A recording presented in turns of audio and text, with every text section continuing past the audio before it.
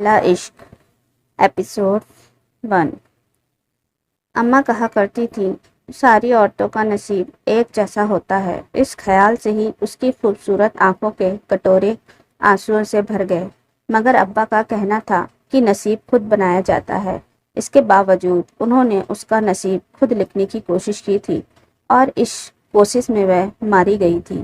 اس کی محبت کی گردنیں مروڑ دی گئی تھی۔ لفظوں سے محبت بچپن سے ہی اس کی رگ رگ میں سمائی ہوئی تھی۔ اسے پتہ نہ تھا کہ یہ امرت اس کی رگوں میں کیسے بھرا گیا تھا۔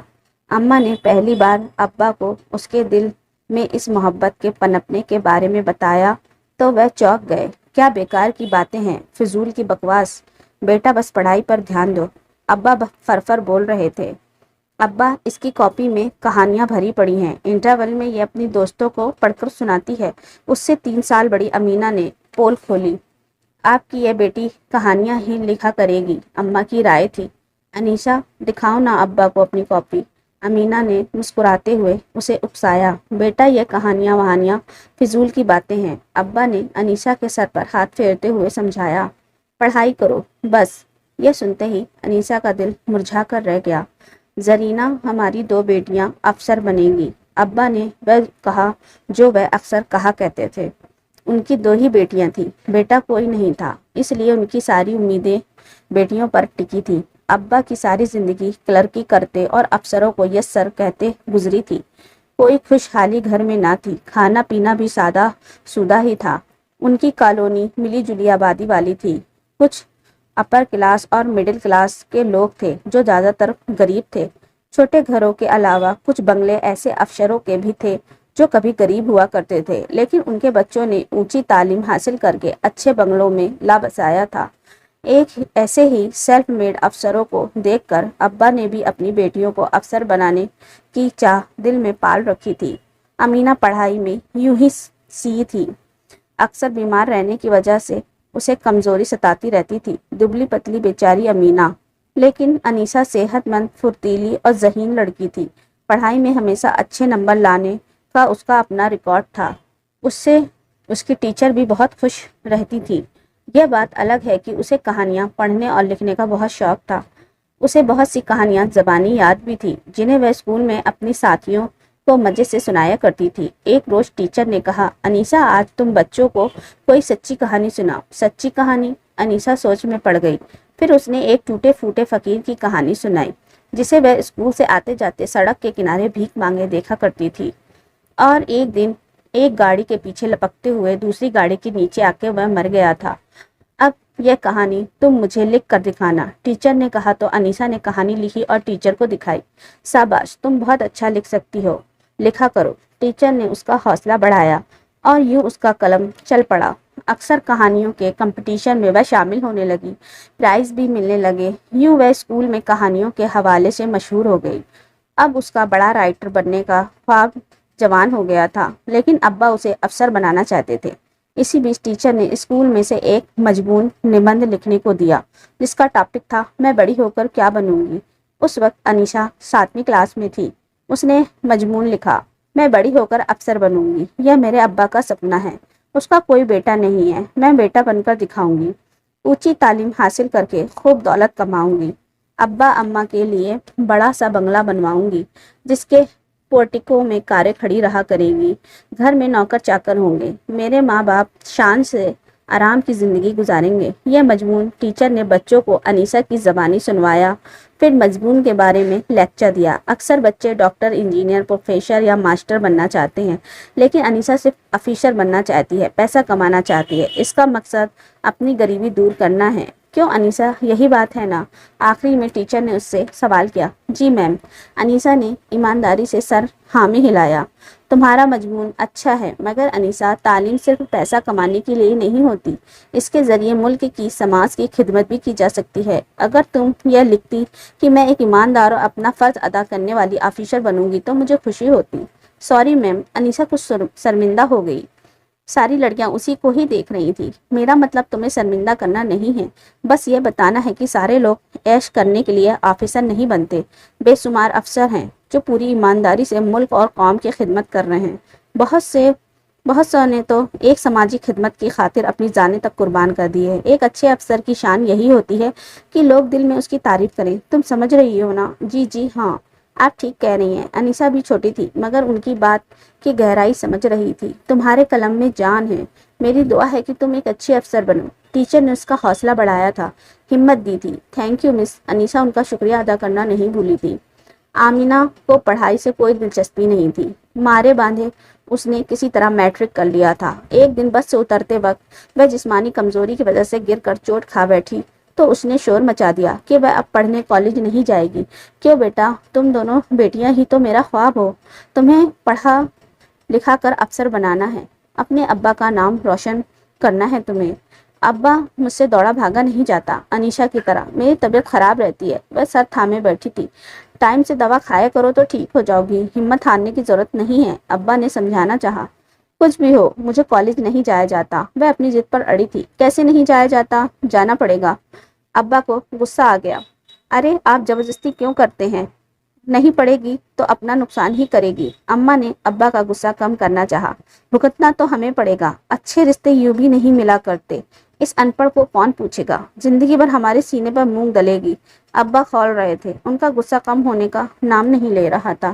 اللہ مالک ہے، قسمت میں ہوگا تو اچھا رشتہ ضرور مل جائے گا۔ آپ اپنا خون نہ جلائیں، میں سمجھاؤں گی اسے۔ زرینہ نے گلاس بھر کے انہیں پانی پلا کر ٹھنڈا کرنا چاہا۔ آخر وہ امینہ کو گھورتے ہوئے چلے گئے۔ اب تم کیا کرو گی؟ اماں نے امینہ سے پوچھا۔ ابا کے ٹل جانے پر اس نے سکون کی سانس لی تھی۔ میں گھر بیٹھ کر پڑھوں گی اماں، اس نے آرام سے جواب دیا۔ باہر نہیں نکلو گی تو عقل کیسے آئے گی؟ دنیا کا مقابلہ کیسے کرو گی؟ ماں نے پچکارا۔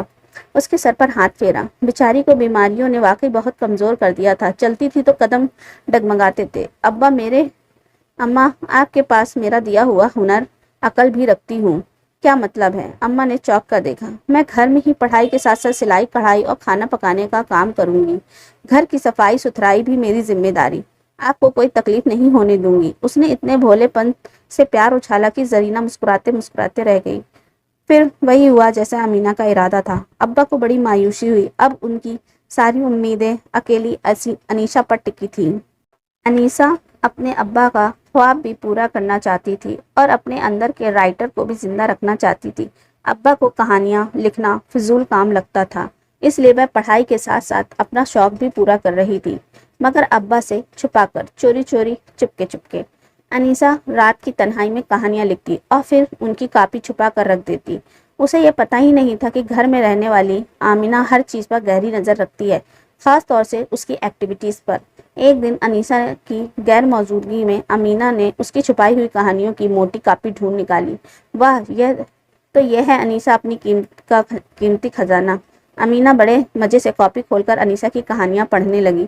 وہ پڑھتی جاتی تھی اور تعریف کرتی جاتی تھی۔ اب آئے گا مزہ، گھر بیٹھے مزیدار تفریح۔ اب امینہ کے ہاتھ ٹائم پاس کرنے کا یہ بہترین طریقہ آ گیا تھا۔ جب انیسا گھر پر نہیں ہوتی تھی تو آمینہ اس کی کاپی نکال کر کوئی نہ کوئی تازہ کہانیاں پڑھتی اور پھر کاپی واپس اپنی جگہ رکھ دیتی۔ وقت مزے سے گزر رہا تھا کہ ایک دن ابا نے امینہ کو پکڑ لیا۔ یہ کیا پڑھ رہی ہو؟ کورس کی کتاب تو نہیں ہے؟ کچھ نہیں ابا، امینہ نے کاپی چھپانے کی کوشش کی۔ ادھر لاؤ، کہہ کر ابا نے کاپی جھپٹ لی، کھول کر دیکھا اور گرائے۔ تم نے اب یہ کام شروع کر دیا؟ پرائیویٹ امتحان کون دے گا، تمہارا باپ؟ نہیں، یہ انیسا کی ہے۔ آمنہ کے منہ سے سچ نکل گیا۔ کیا ہوا؟ کیوں چیخ رہے ہیں؟ اماں نے بھی شور سن کر کچن سے کمرے میں چلی آئی۔ یہ لو دیکھو اپنی چھوٹی بیٹی کا کارنامہ۔ ابا نے کاپی زرینہ کی طرف بڑھا دی اور اپنا سر تھام کر بیٹھ گئے۔ زرینہ نے کاپی دیکھی اور بولی، یہ انیسا کی کہانی ہے، اس کا شوق ہے۔ زرینہ نے کاپی انیسا کی طرف بڑھائی۔ یہ وہیں رکھ دو جہاں سے اٹھائی ہے، تم ہی پڑھو نا، بہت پیار آ رہا ہے۔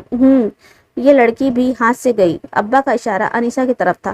تو اس میں برائی بھی کیا ہے؟ وہ اپنے شوق کے ساتھ ساتھ آپ کا خواب بھی تو پورا کرنے کی کوشش کر رہی ہے، ہر کلاس میں ٹاپ کر رہی ہے، آپ کو افسر بن کر دکھائے گی۔ زرینہ نے انہیں طریقے سے سمجھایا تو وہ ڈھیلے پڑ گئے۔ امینہ انیسا کی کاپی رکھنے کے لیے چپ چاپ اٹھ کھڑی ہوئی تھی۔ میٹرک میں انیسا نے A1 گریڈ میں کامیابی حاصل کی تھی اور انٹر میں ٹاپ کیا تھا تو ابا کا سینہ فخر سے پھول گیا۔ وہ اپنے آفس میں بیٹی کے ہر شاندار کامیابی کا ذکر خوشی خوشی کیا کرتے تھے۔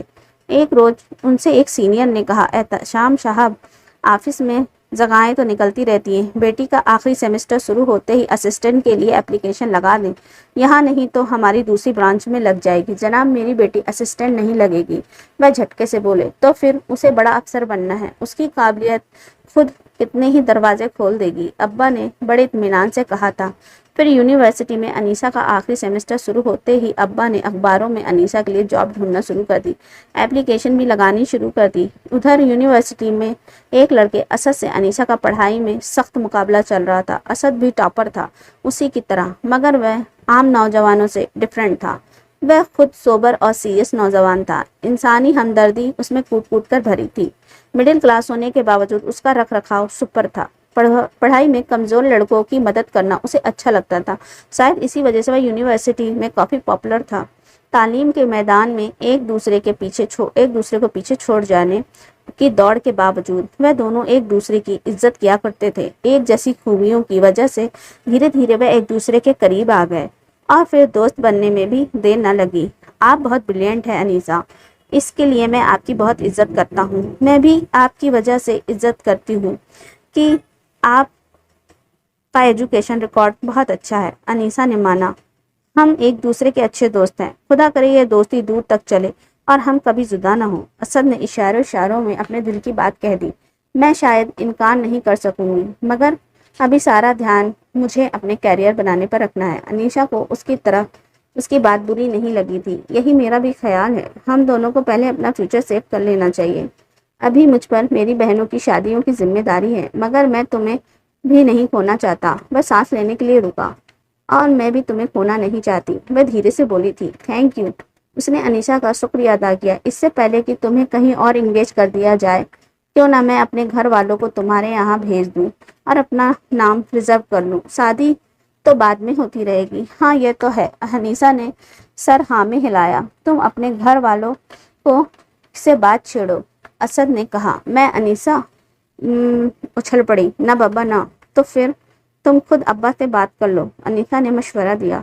ऐसा करो, पहले अपनी बड़ी बहन के जरिए बात शुरू करो, फिर मैं अपने घर वालों को भेजूंगा।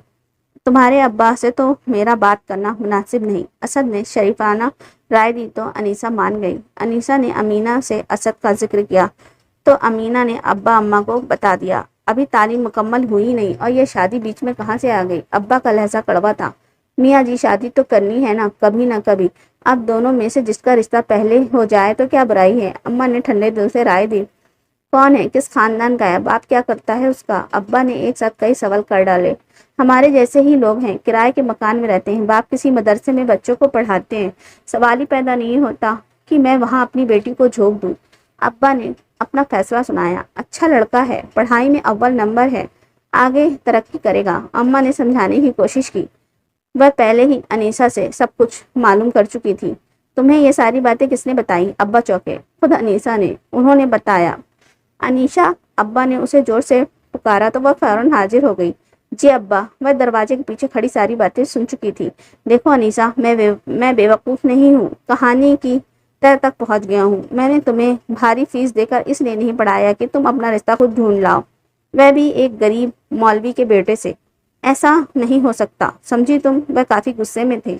अब बात खुल गई तो झिझकना बेकार था। अनीसा दबी जबान में बताने लगी। अब्बा, वह हमारे बैच का सबसे काबिल और स्टूडेंट है, तो वह सीएस की तैयारी कर रहा है और कामयाब भी हो जाएगा। किराए के मकान में रहता है, बाप मदरसे में पढ़ाता है। क्या खानदान ढूंढा है। अब्बा ने मजाक उड़ाया। मदरसे में पढ़ाना कोई बुरी बात तो नहीं अब्बा। सुन रही हो, अब्बा ने जताया अम्मा को। यह सीखा है तुम्हारी साहबजादियों ने यूनिवर्सिटी जाकर। अब्बा, वह बहुत शरीफ लड़का है, ऐसा वैसा नहीं है। बस अब एक लफ्ज और नहीं। वह दहाड़े। अब्बा प्लीज, शादी अभी थोड़ी हो रही है। वे गिड़गिड़ाई। दूर हो जा बेशरम, मेरी नज़रों के सामने से। अब्बा फुंकारे। वह आंखों में आंसू भरे उन्हें देखती रह गई। अनीसा ने रो रो कर आंखें सुजा ली थी। अम्मा उसे देख देख कर परेशान हो रही थी। तुम्हारे अब्बा नहीं मानेंगे, अम्मा ने समझाया। क्यों नहीं मानेंगे, क्या बुराई है उसमें। वह भड़की।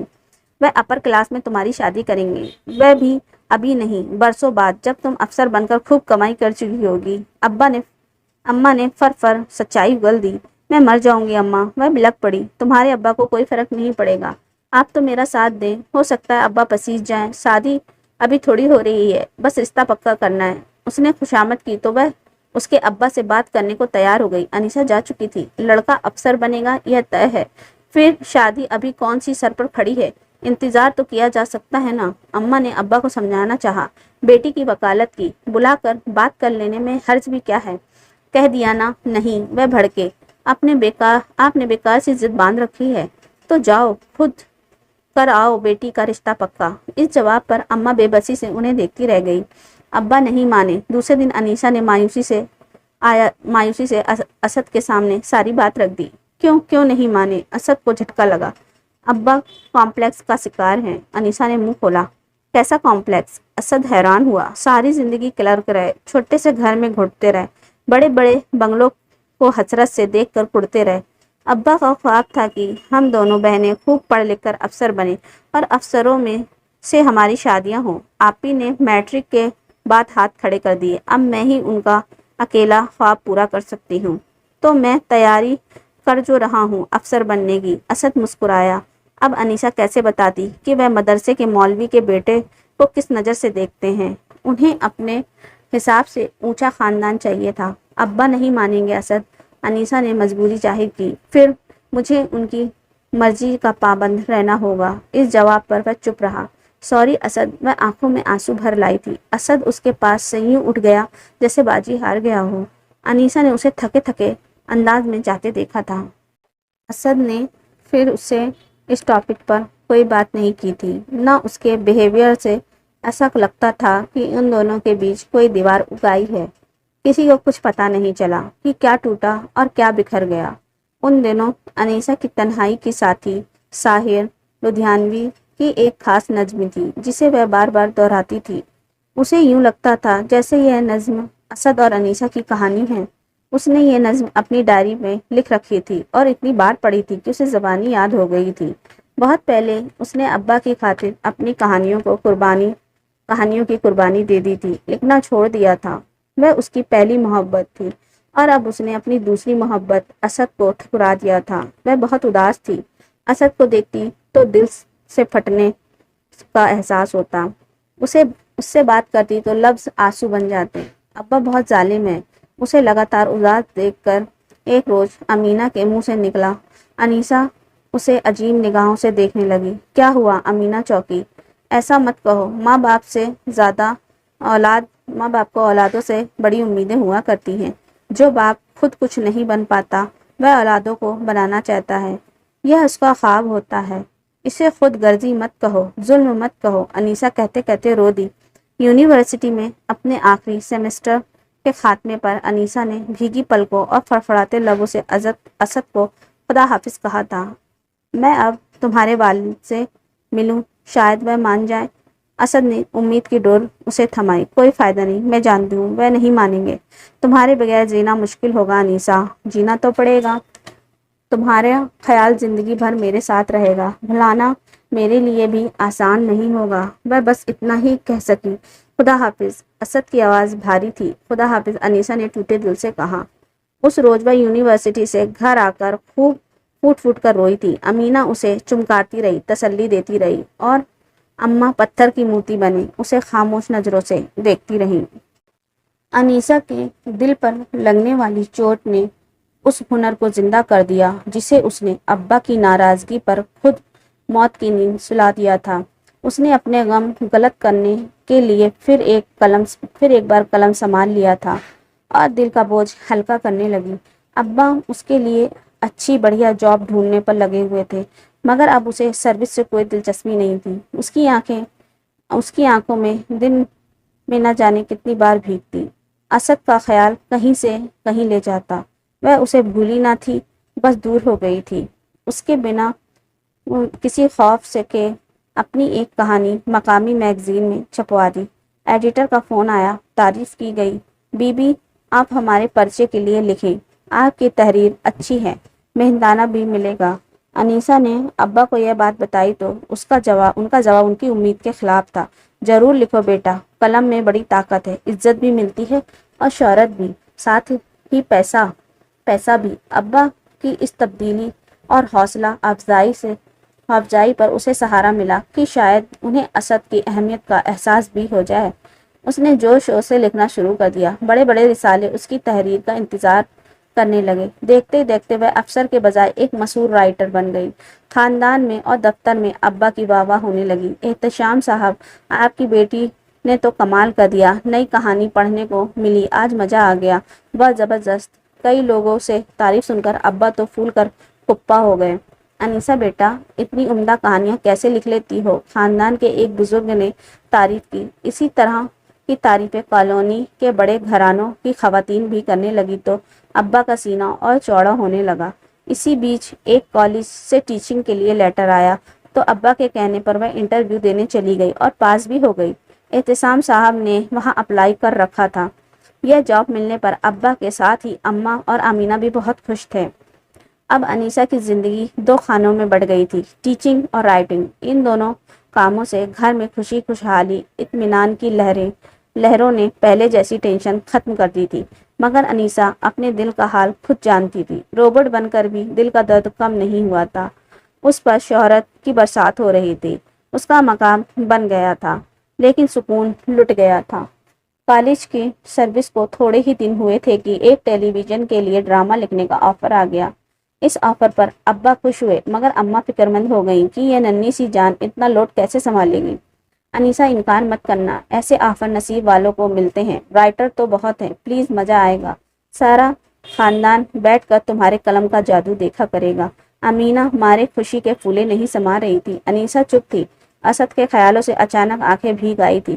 کیا ہوا انیسہ میری بہن؟ امینہ گھبرا گئی۔ کچھ نہیں، انیسہ نے خود کو سنبھالا، تم اسد کو بھول نہیں پائی ہو نا؟ امینہ دکھی ہو گئی۔ کیا فرق پڑتا ہے؟ انیسہ کا عجیب سا جواب تھا۔ میری پیاری بہن۔ امینہ اسے لپٹ کر کمر تھپکنے لگی تو وہ آنے والے آنسو پی گئی۔ ٹی وی کے لیے ڈرامہ لکھنا ایک ٹیکنیکل کام ہے، لمیٹڈ ٹائم میں پوری دلچسپی کا بھی خیال رکھنا پڑتا ہے۔ اس کے ساتھ ہی کہانی پر گہری نظر رکھنی ہوتی ہے، ورنہ مقصد دم توڑ دیتا ہے۔ ایک اچھے سیریل کے لیے دلچسپی اور مقصد کا تال میل بہت ضروری ہوتا ہے، تبھی جاندار اور شاندار ڈرامہ بنتا ہے۔ شروع میں انیسہ کو بہت محنت کرنی پڑی، وہ تھک بھی جاتی تھی، پھر دھیرے دھیرے اس کا قلم بنا رکے دوڑنے لگا۔ تھکن کی جگہ تازگی نے لے لی، لیکن مصروفیت بہت بڑھ گئی تھی۔ انیسہ دماغی کام کر رہی تھی۔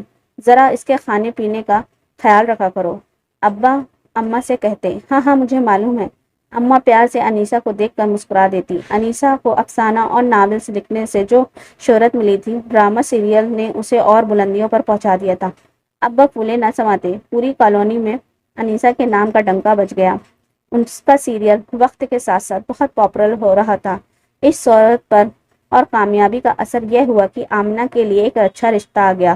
لڑکے والے اس لیے خوش تھے کہ ان کے بیٹے کا رشتہ ایک مشہور رائٹر کی بہن سے ہو رہا تھا۔ پھر یہ ہوا کہ آمنہ کا چٹ منگنی پٹ بیاہ ہو گیا۔ لڑکا دبئی میں اچھی پوسٹ پر تھا، اچھا خاصا خوشحال خاندان تھا۔ ابا نے شادی کا انتظام کالونی کے کلب میں بہت ٹھاٹ سے کیا تھا۔ بڑے بڑے افسروں کی بیگمات خوشی خوشی تشریف لائی تھی۔ چھوٹے بڑے انیسہ کے ساتھ فوٹو کھنچوا کر خوش ہو رہے تھے۔ واقعی شہرت بھی عجیب چیز ہے۔ انشاءاللہ انیسہ کی شادی میں اس سے بھی زیادہ دھوم دھام سے کروں گا۔ آمنہ کی رخصتی کے بعد ابا نے اماں سے کہا، مگر انیسہ کو اس بات میں کوئی دلچسپی نہ تھی۔ ٹی وی پر نیو سپر اسٹار کے نام سے ایک لائیو پروگرام چل رہا تھا۔ اس پروگرام میں کامیاب رائٹر اور آرٹسٹ بلائے گئے تھے، خاص طور پر انیسہ کو بھی انوائٹ کیا گیا تھا۔ لوگ اپنے اپنے گھروں میں ٹی وی کے سامنے جمے بیٹھے تھے۔ اتنی ینگ اور خوبصورت رائٹر، لوگ انیسہ کے دیوانے ہو رہے تھے۔ ارے یہ تو خود ہیروئن لگتی ہے، تعریفیں کی جا رہی تھی۔ اف، بات کرنے کا انداز بھی غضب کا ہے، ہونٹوں سے پھول جھڑ رہے ہیں، اور لکھتی بھی خوب ہے۔ پہلے ہی سیریل سے ساری دنیا میں دھوم مچا دی۔ اتنا کامیاب سیریل، اتنی غضب کی دلچسپ کہانی تو آج تک ٹی وی پر نہیں آئی۔ ہر طرف تعریف تھی۔ یہی حال ہو رہا تھا انیسہ کا۔ ایک دن سپر اسٹار نمبر 1 رائٹر ضرور بن جائے گی، لوگوں کی رائے تھی۔ ہو سکتا ہے کسی دن ہیروئن بھی بن جائے۔ لڑکے لڑکیاں اسے دیکھ کر بچھے جا رہے تھے، اور کوئی ہیرو اسے اڑا لے جائے گا۔ ایک لڑکی نے ڈائلاگ مارا تو اس کی ساتھی لڑکیاں ہنس پڑیں۔ اس کے عاشق تو بہت ہوں گے، مزے سے پوچھا گیا، مگر اس نے ابھی تک کسی کو گھاس نہیں ڈالی۔ ایک لڑکا بولا، تم ٹرائی کر کے دیکھ لو، جوتے کھانے میں کیا برائی ہے؟ ایک لڑکی بول پڑی، वह लड़का उसे घूरने लगा। बाकी सब हंस पड़े। यह सारा तमाशा उसकी कॉलोनी के अपर क्लास फैमिली में हो रहा था। बहरहाल प्रोग्राम हिट रहा। अनीशा की शोहरत और बढ़ गई। अनीशा का एक सीरियल हिट होते ही उसके लिए ऑफर्स की लाइन लग गई। हद यह कि टीवी के अलावा फिल्म कंपनियां भी उसे मुंह मांगे दामों पर लिखने को तैयार हो गईं। सर्विस छोड़ दो अनीसा, राइटिंग करो, तुम्हारा नाम है, इस लाइन में पैसा भी बहुत है। उसकी एक साथी ने मशवरा दिया। कई और लोगों का भी यही ख्याल था कि अब उसे टीचिंग छोड़ देनी चाहिए। नहीं बेटा, ऐसी गलती कभी मत करना। सर्विस पक्की है, एक दिन तुम प्रिंसिपल भी बन जाओगी। यही नहीं, एजुकेशन मिनिस्टर का भी चांस है। उसके मशवरे करने पर अब्बा ने अनीशा को राय दी। अब एहतशाम वह छोटा सा घर छोड़कर ऑफिसर्स क्वार्टर में आ गए थे। पैसे की रेल पेल थी, कोई परेशानी नहीं थी। बुरे दिन गुजर चुके थे, हर तरफ खुशहाली खुशहाली थी। अब वे सर उठाकर बड़े फख्र से बड़े बड़े लोगों से मिलते। कोई एहसास कमतरी नहीं रहा। अनीशा टीचिंग और राइटिंग अच्छे ढंग से कर रही थी। वह अपना तीसरा सीरियल लिख रही थी कि उसके लिए एक ऊंची फैमिली का रिश्ता आ गया। लड़का एमबीए था, बाप रिटायर्ड सरकारी ऑफिसर थे, वालिदा एक बड़े सरकारी ओहदे पर थी। कॉलेज के एक फंक्शन में उन्होंने अनीशा को देखा था और पसंद कर लिया था अपने छोटे बेटे के लिए। यह बात सबसे पहले अनीशा को उसकी प्रिंसिपल ने बताई थी। अनीशा, फंक्शन में मिनिस्टर साहब के साथ जो लेडी आई थी वह तुम्हारे घर आना चाहती है। जरूर आए, मगर क्यों? अनीशा ने सवाल किया। तुम्हारे लिए अपने बेटे का रिश्ता लाना चाहती हैं। 5 बच्चों में वह सबसे छोटा है। अच्छे लोग हैं, ऐसे रिश्ते किस्मत वालों को मिलते हैं। मैडम, वह अगर इस मकसद से आना चाहती हैं तो प्लीज उन्हें मना कर दें। कुछ देर चुप रहने के बाद अनीसा ने कहा, क्यों? मैडम हैरान हुई। मैं शादी करना नहीं चाहती। क्यों भाई? उन्होंने ताज्जुब से देखा। मैं अपनी जॉब और राइटिंग को वक्त देना चाहती हूँ। मिस अनीसा, जॉब और राइटिंग अपनी लाइफ पार्टनर नहीं बन सकती। जिंदगी गुजारने के लिए औरत को मर्द का साथ चाहिए, यही नेचुरल फैक्ट है। तुम तो खुद राइटर हो, सच्चाई को मुझसे ज्यादा समझती होगी। प्रिंसिपल साहिबा मुस्कुराई। अनीसा ने कोई जवाब नहीं दिया, सर झुकाए बैठी रही। तो भेज दिया जाए उन्हें तुम्हारे घर? उन्होंने पूछा। वह उसकी खामोशी को रजामंदी समझी थी। भला ऐसे सोने रिश्ते को कौन इनकार करता है? अनीसा उन्हें क्या बताती कि वह कैसा गहरा घाव अपने दिल में सजाए बैठी है। असद को वो कैसे भूल जाती? शायद वह उसे भूल गया था, कभी फोन तक नहीं किया, मगर वह उसे याद था, उसके रोम रोम में बसा था। अब्बा के पांव जमीन पर न टिकते थे। देखो, यह होता है लड़कियों की बड़ी तालीम का फायदा। हम कभी सोच सकते थे कि इतने बड़े घर से हमारी बेटी का रिश्ता आएगा? मुझे तो बहुत पसंद है वह लोग, दूर तक उनकी पहुंच है। लड़का भी अच्छा है और समझदार लगता है। अब्बा तारीफें किए जा रहे थे। अरे भाई, तुम भी तो कुछ बोलो, अपनी राय दो। उन्होंने इस तरह बीवी से कहा जैसे छेड़ रहे हों। मैं क्या राय दूं? अम्मा की निगाह में अनीसा का वह बुझा बुझा चेहरा घूम रहा था। जब वह घर आए मेहमानों के सामने आई थी। कुछ तो बोलो यार। अब्बा उन्हें चुप देखकर मुस्कुराए। क्या बोलूं? जो नसीब में होता है वही मिलता है, अम्मा ने कहा। अनीसा दूसरे कमरे में थी, मगर खुले दरवाजे से अम्मा अब्बा की आवाजें उस तक पहुंच रही थी। गलत, बिल्कुल गलत। हर शख्स अपना नसीब आप लिखता है। अब्बा यूं बोले जैसे अपनी कमर खुद थपथपा रहे हों। अनीसा का जी चाहा अभी जाकर चीख पड़े और कहे, मुझे अपना नसीब खुद लिखने क्यों नहीं दिया? क्यों खुद लिखने बैठ गए? क्यों उसे मेरी जिंदगी से निकाल फेंका, जो संभाल कर रखने के लायक था? मगर वह अच्छी बेटियों की तरह दिल मसोक कर रह गई। कोई प्रोटेस्ट नहीं किया, वह सर झुका गई हालात के सामने। लड़की की वालिदा ने, जो अपने शौहर पर हावी लगती थी, रुखसत होते वक्त बड़ी गर्मजोशी से अब्बा से कहा, अब आप लोग भी हमारे घर तशरीफ लाएं। छुट्टी वाले दिन मैं घर पे ही होती हूँ। आप आए तो एक दिन पहले फ़ोन ज़रूर कर लें। जी बेहतर, अब्बा ने मुस्कुरा कर कहा। इंशाअल्लाह आपकी बेटी हमारे घर में हमारी बेटी बनकर रहेगी। उनकी तरफ से घर आने की दावत को अब्बा ने रिश्ता पक्का होने की खबर समझा था। अब्बा, अम्मा, अमीना और उसका शौहर उसी हफ्ते लड़के वालों के यहाँ हो आए। अमीना ने बहुत खुश होकर वहाँ का किस्सा सुनाया। बहुत बड़ा घर है, 3 माले का। इतना खूबसूरत सजा हुआ था उनका ड्राइंग रूम कि क्या बताऊं। अब्बा बहुत संभल कर बैठ रहे थे। अम्मा का तो तुम्हें पता है कितनी सादा और भोली है। लड़की की वालिदा से बोली, हमारे बच्ची को घरदारी ज्यादा नहीं आती। पहले उसे पढ़ाई से फुर्सत ना थी, फिर नौकरी और लिखने लिखाने में लग गई। अमीना हंसी। پھر آگے بتایا، لڑکے کی ماں نے کہا کوئی بات نہیں، سیکھ جائے گی۔ ویسے انیسا لڑکا بہت ہینڈسم ہے، آنکھوں میں سمجھداری کی چمک ہے، کم بولتا ہے مگر بہت اچھا بولتا ہے، جی چاہتا ہے اسے سنتے رہو۔ اب وہ لوگ باقاعدہ رشتہ لے کر بات پکی کرنے آئیں گے، شادی جلد کرنا چاہتے ہیں۔ جواب میں انیسا کے منہ سے ایک ٹھنڈی سانس نکلی۔ آمینہ نے چونک کر اسے دیکھا، وہ چپ ہو گئی تھی۔ بڑا اچھا رشتہ ملا ہے، میں بہت خوش قسمت ہوں، امینہ نے اسے ٹوکا دیا۔ پتہ نہیں، روبوٹ کی طرح انیسا کے منہ سے آواز نکلی۔ پتہ نہیں، امینہ حیران ہوئی۔ پتہ کیوں نہیں، اتنی بڑی کوٹھی میں جاؤ گی، کوٹھیاں تو کسی کسی کو ملتی ہیں۔ آمینہ خوشی منا رہی تھی، انیسا خاموش رہی۔ مجھے معلوم ہے تم کیا سوچ رہی ہو۔ کیا سوچ رہی ہوں؟ انیسا چونکی۔ وہاں تمہیں کیا ملتا انیسا؟ اتنے بڑے کنبے کو روٹیاں پکاتے پکاتے ہی نپٹ جاتی۔ محبت بڑی چیز ہے آپا، انیسا نے کے اندر کا رائٹر بول پڑا۔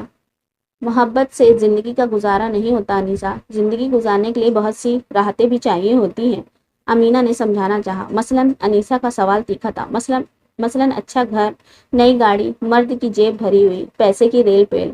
اور انیسا مسکرائی۔ کام کاج کے لیے نوکر چاکر، پھلوں سے آئس کریم سے سجا ہوا فریج۔ امینہ مزے سے بولتی چلی گئی۔ تمہارے گھر میں کتنے نوکر ہیں؟ انیسا نے مسکرا کر پوچھا۔ صفائی کے لیے ماسی آتی ہے بس، آمینہ نے ناسمجھی سے بتایا۔ تو تم گزارا کر رہی ہو، میں بھی کر لیتی، بھول جاؤ اسے، میں سمجھتی ہوں ابا کا فیصلہ ٹھیک ہے، وہاں تمہیں کولو کا بیل بن جانا پڑتا، یہاں عیش کرو گی۔ اور اس بے وفا نے کبھی پلٹ کر بھی نہیں دیکھا، وہ غیرت دار تھا، بے وفا نہ تھا۔ اپنی عزت سب کو پیاری ہوتی ہے۔ خیر جو ہوا تمہاری بہتری کے لیے ہوا، اب میں بھی اپنی سسرال میں سر اونچا کر کے سو مار سکوں گی کہ میری بہن کس شان سے رہتی ہے، آمینہ نے فخر سے کہا۔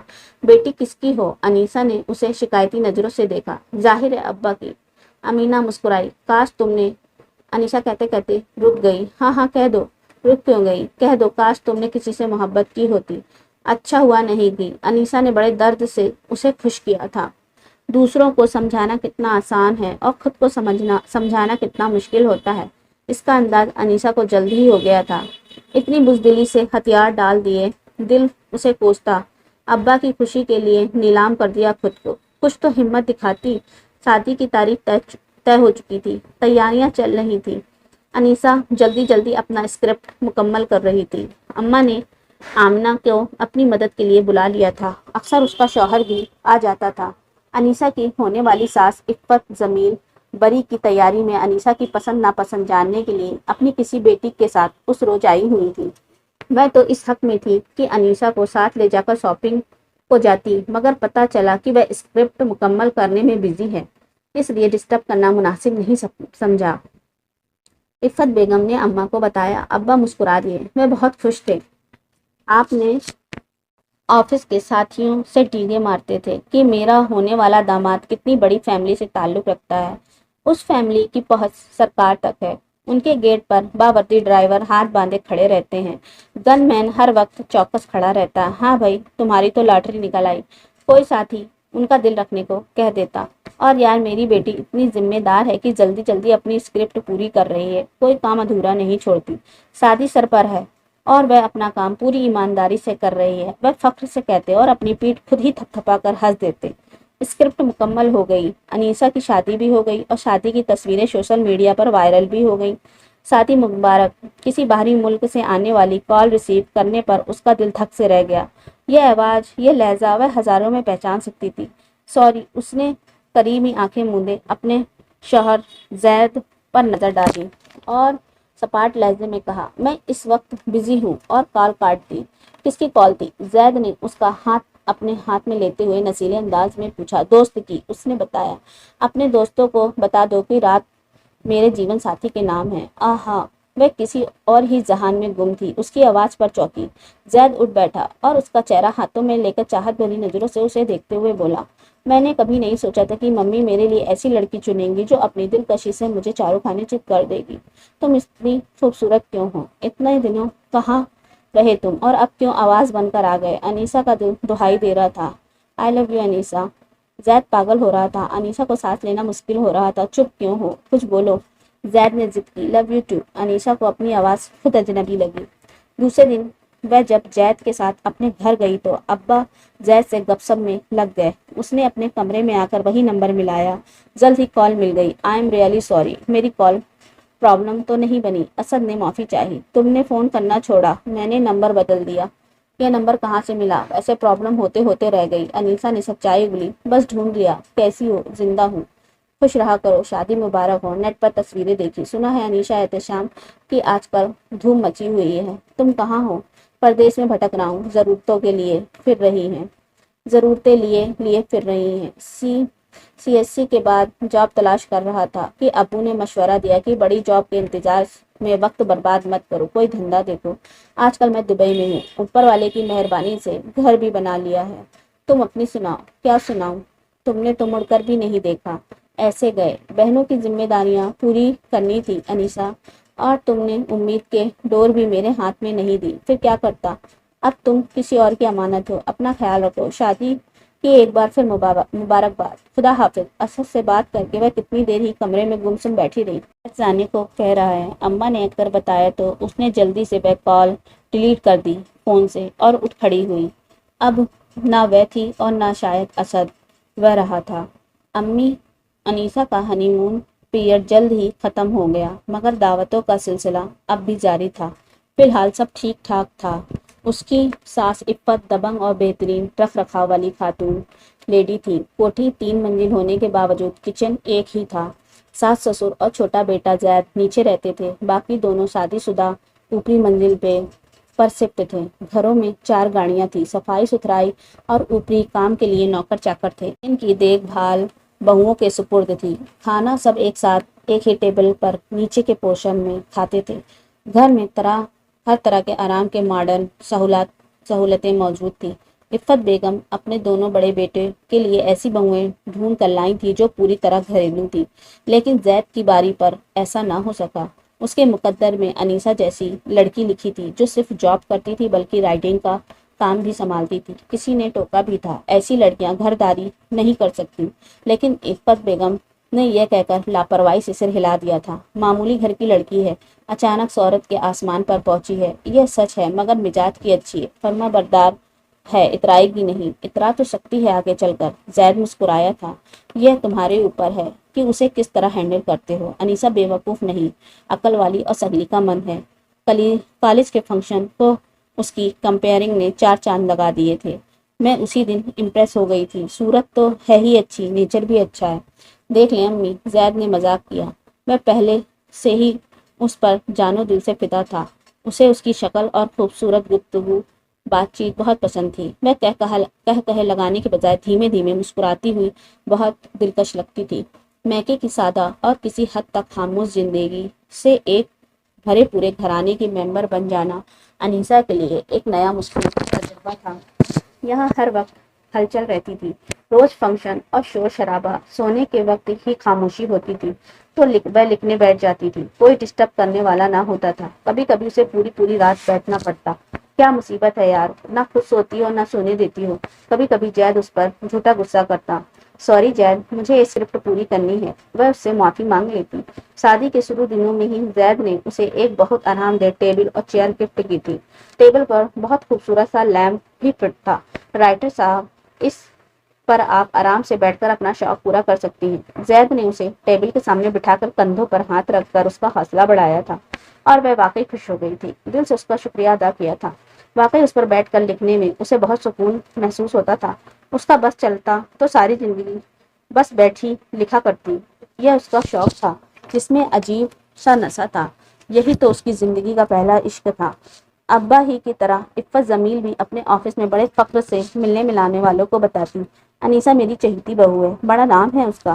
زید کے دونوں بھائی بھی اپنی سسرال میں انیسا کی تعریف کیے بغیر نہیں رہتے تھے۔ نندے بھی اس کے حوالے سے جگہ جگہ اہمیت جتاتی نہ تھکتی تھی۔ انیسا کی اتنی شہرت تھی کہ لوگ اس کے بارے میں طرح طرح کے سوال کرتے، قریب آنے کے راستے ڈھونڈتے۔ زید کے بھائیوں کے بچے اپنے اپنے اسکول میں اپنی گڈی انیسا کے نام سے خوب اونچی اڑاتے اور خود کو اسپیشل پوسٹ کرتے۔ انیسا کا کہاں کہاں ذکر ہوتا تھا، فائدہ اٹھایا جاتا تھا، خود انیسا کو اس کا پتہ نہ تھا۔ وہی مشہور اور پاپولر رائٹر انیسا احتشام اب پہلی بار ٹرے تھامے مہمانوں کے سامنے آئی اور عفت جمیل نے اس کا تعارف پریچے کرایا۔ یہ میری بہو ہے، انیسہ احتشام۔ کون انیسہ احتشام؟ ایک خاتون نے چوک کر اسے دیکھا۔ شکل تو کہیں دیکھی بھالی سی لگتی ہے، ٹی وی پر دیکھا ہوگا، اس کے کئی سیریل دھوم مچا چکے ہیں، اور ایک سیریل بیچاری وہ تو بہت شہرت بٹور رہا ہے۔ عفت جمیل فر شروع ہو گئی، فخر ان کے لہجے اور چہرے سے ٹپک رہا تھا۔ اوہ، تو یہ بچی وہ ہے؟ مل کر بہت خوشی ہوئی۔ ایک بوڑھی خاتون نے خوش ہو کر اس کو اپنے پاس بلایا اور سر پر ہاتھ پھیر کر دعا دی۔ جیتی رہو، خوب روشن نام کرو اپنے خاندان کا۔ کیا آپ چائے بنانا بھی جانتی ہیں؟ ایک چھوٹی سی مہمان لڑکی نے پوچھا۔ ہاں، چائے بھی اور کھانا بھی بڑھیا بناتی ہے میری بہو۔ عفت جمیل کے منہ سے انیسہ کے لیے پھول جھڑے۔ کئی خواتین کو تو حیرت بھی ہوئی۔ مرد مہمان تعریفی انداز میں مسکرائے۔ آپ بہت لکی ہیں میڈم عفت جمیل کہ آپ کو ایسی ہیرا بہو اور آپ کے بیٹے زید کو ایسی لاجواب خوبصورت سگھڑ بیوی ملی۔ مہمانوں نے انہیں مبارکباد دی تو عفت نے لکھنوی انداز میں سلام پیش کیا اور سبھی مسکرا دیے۔ انیسہ خاموشی سے یہ تماشا دیکھ رہی تھی۔ گھر سے کالج، پھر واپسی، وہاں دماغ کھپانے کے بعد آ کر تھوڑا سا آرام، پھر کھانے کی تیاری اور رات کو دیر تک لکھنا۔ انیسہ بری طرح تھکی رہتی تھی۔ ایک دن اس نے زید سے بات کی۔ بہت تھک جاتی ہوں زید، لکھنے کے لیے مشکل سے وقت ملتا ہے، کیوں نہ کھانے اور ناشتے کے لیے کوئی ماسی رکھ لی جائے، پیمنٹ میں کر دیا کروں گی۔ مجھے کوئی اعتراض نہیں ہے یار، زید نے دوستانہ انداز میں اس کی ناک چھو کر چھوڑ دی، مگر ممی سے ضرور بات کر لو، اس گھر میں ان کا آرڈر چلتا ہے، مجھے ڈر لگتا ہے، آپ پوچھ لیں ممی سے۔ میں پوچھ لوں گا، ڈونٹ وری۔ زید نے پیار سے اس کا بوجھ ہلکا کیا۔ پھر اس نے ممی سے بات کی تھی، پہلے ہی گھر کے خرچے بہت ہیں، ذرا حساب لگاؤ تو، اتنے نوکر چاکر ہیں۔ عفت نے بھویں چڑھائی۔ پیمنٹ انیسہ خود کرے گی ممی، کل تمہارے بھائیوں کی بیویاں بھی کھانا پکانے والی مانگیں گی۔ ممی، بھابھیوں کا معاملہ ڈیفرنٹ ہے، وہ جاب نہیں کرتی، انیسہ جاب بھی کرتی ہے اور لکھتی بھی ہے۔ زید نے بھرپور وکالت کی۔ کوئی کمال نہیں کرتی، ہم بھی جاب کرتے تھے، اب تک کر رہے ہیں، 5 بچے بھی پال لیے، کبھی کسی کو شکایت کا موقع نہیں دیا۔ ایک زمانے تک گھر میں کوئی نوکر نہ تھا، مگر ممی، آپ نے انیسہ کو میرے لیے اس واسطے چنا تھا کہ وہ ایک مشہور اسکرپٹ رائٹر ہے، لیکن اب تمہاری بیوی اس گھر کی بہو پہلے ہے، اسے اس گھر کے طور طریقوں کا خیال رکھنا ہوگا۔ اسے نوکرانی دے کر میں دوسری بہوؤں کے ساتھ ناانصافی نہیں کر سکتی، کوئی شکایت کا موقع نہیں دے سکتی۔ زید چپ ہو گیا۔ ماں کے سامنے سوائے خاموشی کے اس کے پاس کوئی راستہ نہ تھا۔ ایک حد تک ممی کی سوچ بھی غلط نہ تھی۔ وہ سب کچھ شرمندگی کے ساتھ زید نے انیسہ کو ممی کا کہا بتایا تھا، اس نے ماں کے سامنے رکھ دیا تھا۔ ساری عورتوں کا نصیب ایک جیسا ہوتا ہے بیٹا، خدا بخشے تمہاری دادی تم دونوں کی پیدائش پر بیٹھی مجھے کام میں جتے دیکھ کر کہا کرتی تھی، یہ وقت ہم پر بھی گزرا ہے، نخرے کیا دکھانا۔ اماں نے ٹھنڈی سانس لے کر زبان کھولی تھی۔ اماں، کچھ عورتیں تو صرف ایس کرنے کے لیے ہی پیدا ہوتی ہیں، ہماری پرنسپل کے میاں ان کے لیے گاڑی کا دروازہ کھولتے ہیں۔ ہاں، اپنے نصیب کی بات ہوتی ہے۔ اماں نے انیسہ کو ٹوکنے پر سر ہلایا۔ تو پھر آپ یہ کیوں کہتی ہیں کہ عورت کا نصیب ایک جیسا ہوتا ہے؟ انیسہ نے پوچھا۔ دن ایک جیسے نہیں رہتے، تھوڑا صبر کر لو، تمہاری ساس کو سمجھ آ جائے گی، اماں نے تسلی دی۔ وہ گھر میں بھی افسر ہیں اماں، بیٹا وہ افسروں والا رویہ رکھے یا نوکروں والا، گزارا تو تمہیں وہی کرنا ہے نا میری چاندہ۔ اماں نے سمجھدار ماں ہونے کا ثبوت دیا۔ میں تھک جاتی ہوں اماں، بہت زیادہ، وہ روحاسی ہو گئی۔ لکھنا کم کر دو، اماں نے اس کے سر پر ہاتھ پھیر کر چمکارا۔ نہیں کر سکتی، لکھائی ہی تو میری آکسیجن ہے اماں، تو پھر حوصلہ بھی رکھو۔ اس آخری مشورے پر انیسہ نے ہاں میں سر ہلایا، اور کوئی چارہ بھی تو نہ تھا۔